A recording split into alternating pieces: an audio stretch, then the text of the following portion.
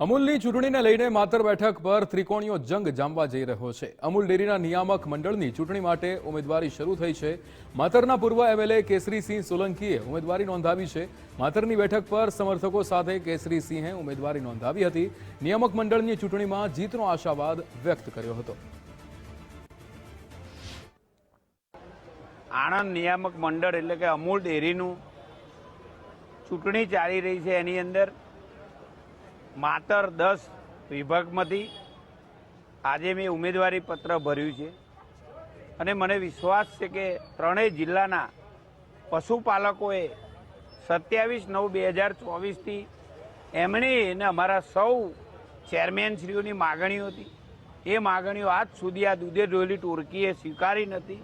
તો આવનારા દિવસોની અંદર પણ આ દૂધે દોહેલી ટોળકી તમામે તમામ ઉમેદવારો હારી જવાના છે અને અમારી આખી પેનલના ઉમેદવારોનો વિજય થવાનો છે, નક્કી છે।